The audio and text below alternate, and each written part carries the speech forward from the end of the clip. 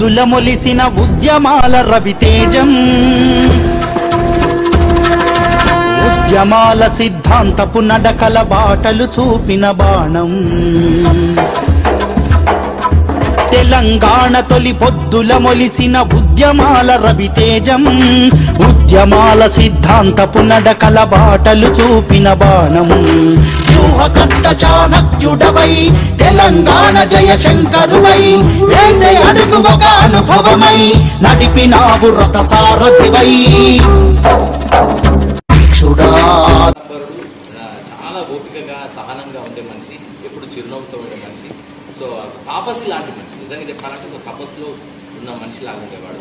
So ఆయన ఏం చెప్పారంటే సరే అయితే అని చెప్పేసి పొద్దున్నే వాళ్ళు టీ తాగుతూ పేపర్ చూస్తుంటే పేపర్ ఈనాడు పేపర్ తీస్తుంటే దాంట్లో రాజమండ్రి జైలు నుంచి 12 మంది ఖైదీల పరారీ అనేది హెడ్లైన్.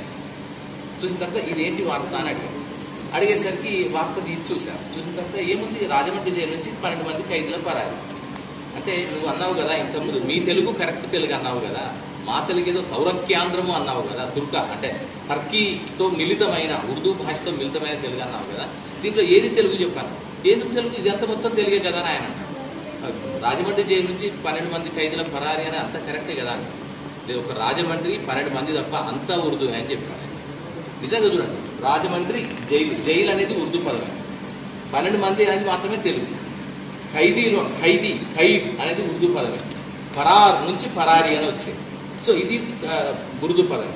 సో అలాంటప్పుడు మీరు మాట్లాడే తెలుగులో ఉన్న స్వచ్ఛత ఏంటి అని ప్రశ్నించినటువంటి గొప్ప సునిశ్చితమైన దృక్పథము, జ్ఞానము, ఆ పరిశీలన ఉన్నటువంటి గొప్ప మనిషి, మేధావి, జ్ఞాని.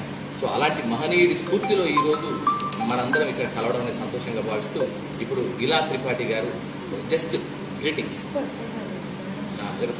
వాణి ప్రసాద్ మేడం తమ సందేశాన్ని తెలియాల్సిన కోరు. నమస్కారం. హరికృష్ణ గారు మాట్లాడాక ఏం మిగిలేలాగా అందుకని ఎప్పుడు ఎంత తక్కువ మాట్లాడదు.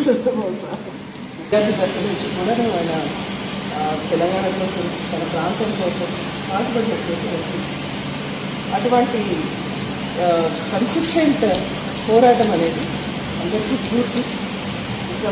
సాధించుకున్న తెలంగాణని వాళ్ళు ఎటువంటి దానికి వాళ్ళకి ఎలా ఊహించుకున్నారో ఆ విధంగా తీర్చుకోవడం అనేది కొన్ని విషయం వార్తగా ఈరోజు వారికి ఇవ్వాల్సిన నిజమైన ఇవాళ కలలు కన్న తెలంగాణ అటువంటి దాని ప్రోగ్రెస్లో అందరూ కూడా వారికి వీలైనటువంటి చిత్తశుద్ధితో పనిచేయడం, I think that is the best ఇవ్వాలి అని నేను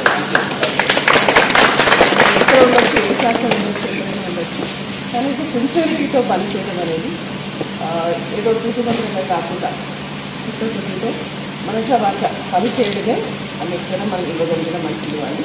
అది తప్పకుండా మన శాఖ ద్వారా మనం నిర్వర్తిస్తామని నేను అనుకుంటూ అటువంటి నిబద్ధత అందరి నుండి కోరుకుంటూ మరొకసారి వారికి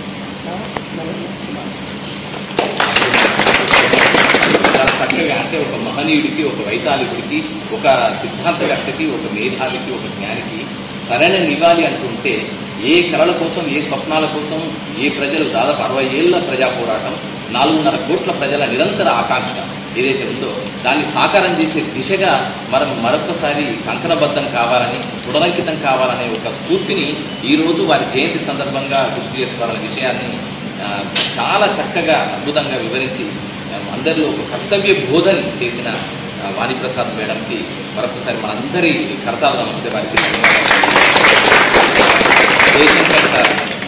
జయశంకర్ సార్ అంటేనే ఇది ఒక వైబ్రేషన్, ఆ పేరు ఇట్ సెల్ఫ్ ఒక వైబ్రేషన్.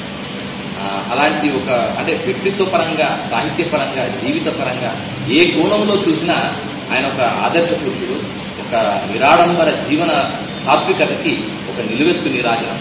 అలాంటి ఒక తెలంగాణ అస్తిత్వ సంకేతం జయశంకర్ సార్. అలాగే ఇక్కడ 2 అంశాలు కూడా, తెలంగాణ పోరాటం జరిగింది కూడా ప్రధానంగా 2 ఆల కోసమే. మొదటి ఆ అస్తిత్వం కోసం, రెండవ ఆ ఆత్మగౌరవం కోసం. సో మూడవ ఇంకేముంటుందంటే అభివృద్ధి కోసం. సో 3 ఆల కోసం జరిగిన ఈ పోరాటంలో రాబోయే కాలంలో ఏ లక్ష్యాలు, ఏ స్వప్నాలు, ఏ కళలైతే అమరవీరులందరూ అలాగే జయశంకర్ సార్ లాంటి మహనీయులు కలగన్నారు. సో వారి సాకారం దిశగా, వారి కళల సాకారం దిశగా శాఖలు ఏవైనా, మంచి మాట, చాలా గొప్ప మాట ఏం చెప్పారంటే, శాఖలు వేరైనా ఎక్కడ ఉన్నా ప్రభుత్వ బాధ్యతల్లో భాగంగా మనందరం కూడా ఆ లక్ష్యాల సాధన దిశగా పనిచేయాల్సిన అవసరాన్ని మనసా వాచా కర్మన త్రికరణ శుద్ధిగా చేయాల్సిన బాధ్యతని మరొకసారి గుర్తు చేసినందుకు, అదే నిరజమైన నివాళి అని చెప్పినందుకు వాణిప్రసాద్ మేడంకి ధన్యవాదాలు తెలియజేసుకుంటూ అందరికీ నమస్తే. తెలంగాణను సాధించడమే ధ్యేయంగా ఈనాటి తొలి ఆదర్శంలో ఉద్యమంలో ముందు నడుస్తూనే 4 కోట్ల మందిని ఒక్కటి చేసిన నిజమైన పోరాట యోధుడు, తెలంగాణ ఉద్యమ గురువుగా మారినవాడు, జై తెలంగాణ అన్న పదానికి పర్యాయ పదంగా నిలిచినవాడు, నమ్మిన సిద్ధాంతం కోసం కడదాకా పోరాడిన యోధుడు ప్రొఫెసర్ జయశంకర్ సార్. నిజాయితీకి, నిరాడంబరతకు నిలువెత్తు రూపంగా